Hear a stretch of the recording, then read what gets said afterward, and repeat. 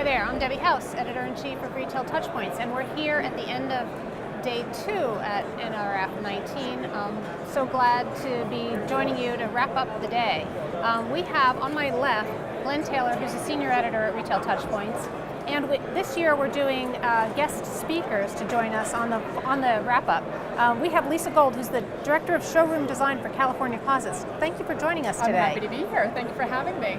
So I'm really excited to have Lisa joining us to talk about retail trends, and because this is a 40-year-old brand that's been able to persist and innovate to stay in touch with consumers, today's consumers as well as consumers that have been involved in the brand for a really long time. And it's a long-term commitment. When people buy from you, it's not, they're not shopping with you every week.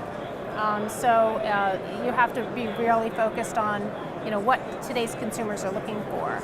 So I think that this is going to really make a lot of sense when we're talking about what's happening in retail at large. And what I'm seeing is a lot of conversations with retailers about new different kinds of technologies that they're using, converging the physical and digital experience, and just the overall customer engagement. So I kind of wanted to ask you first, maybe if you could talk to us a little bit about how the brand has sustained itself over the years and how you've been able to innovate. Yeah, we call ourselves a 40-year-old startup because we have been around for 40 years, but we have to constantly reinvent ourselves to exactly to your point. We need to make sure that we stay relevant to our existing customer who might come to us every 10 years for a different project in their house, to bringing in the new customer and our tire kickers and convert them to our future customer. So integrating our bricks and mortar with the technology has been a huge initiative for us in the past couple of years. I'm here today as a guest of ELO. They created the tech table for us. The tech table has been vital in our showrooms because we have an endless aisle, so no inventory. We have to be able to show our customer what we can do. They come in, either they have a vision in their head of what they want to have in their house, or they have no clue. So we need to guide them and help them and inspire them and show them all the things that we can do, which, mind you, since we're custom, it's endless. So the tech table that ELO and Creative Realities has helped us design shows a full portfolio of what we have and our assets, and hopefully that inspires. And then from there, we create a relationship that we can then educate them on our process. Okay, so talk a little bit about, so you have 110 showrooms, is that right? 150. 150 showrooms, right. But you also have a lot of customers that may start investigating California Closets online and then coming into the showroom. How does that process typically work for your customers? Well, I think every customer is a little different. I think nowadays they might go onto the website first.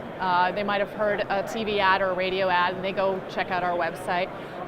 Some people, now we're very strategic with where we're putting our new showrooms. We want them to be near where our customer is going.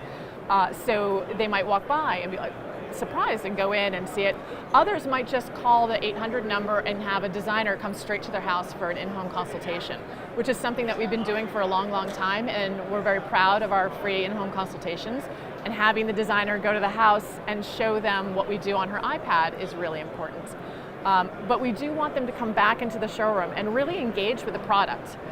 There's only so much you can learn about us in-house, but to touch and feel the finishes and the soft closed doors and see that glass backlit is something you can only get in the showroom.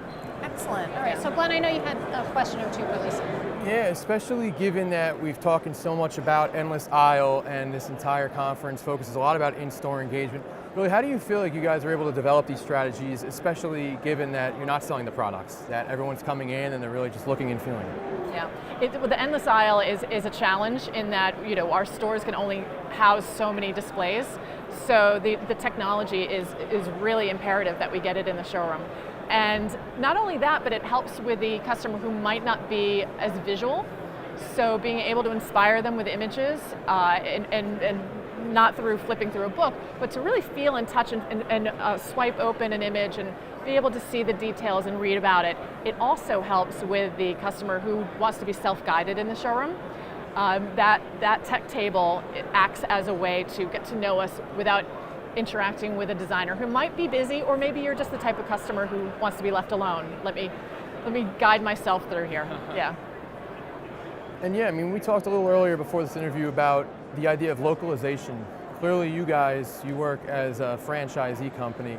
Can you explain a little bit in depth and really why that's so important to build out these localized products? Well, because every location's different.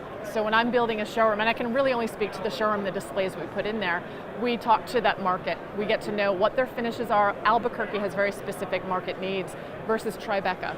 So we make sure, in Montreal, I was talking to somebody earlier today about the tech table, they didn't know what a mudroom was. But in New England, New York, Montreal, we've got to have the mudroom front and center in our showrooms. It's not necessary to have one in San Diego, so we try to look at every location, what they're selling, what their demographic needs, and of course, climate.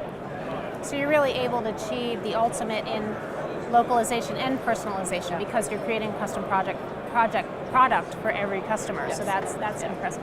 So just finally, before we wrap up, I know everybody is hearing a lot about the latest technologies, AI, machine learning, VR, AR. Have you guys ventured into any of those areas? We've dabbled. We just launched. We dabbled and then we committed. Okay. We just launched a virtual homes called CC Virtual Home, and it's a rendering, a virtual home program that we can use. Our designers can use on their phone. You can download it on the directly onto your phone. Give it to the customer with the cardboard goggles while you're in the house and have them play around with the house. We own the home, so they can start off in a bedroom, then they can move to the laundry room, then they can move to the library and see all the amazing things that we do. They can change finishes in the app. We also have, so we have 2 homes rendered. We have a house, a modern farmhouse, and we have a more modern loft. So we're able to show all the Country amazing folks and the city folks. Yeah, exactly. Well, and it touches on our, we're not just one customer, and we're not one location. So it really helps to show both of those. Very cool. You guys, Yeah. it's impressive what you've been able to do and sustain, and Yeah. it's something I think that all of retail is trying to figure out right now is to how to innovate into the future, but also stay true to your base customer. Thank you. I think we've done that. Yeah. So thanks again for joining us today. Thanks for having me. Thanks, Glenn. All right, thanks to everybody. Have a great day. See you tomorrow.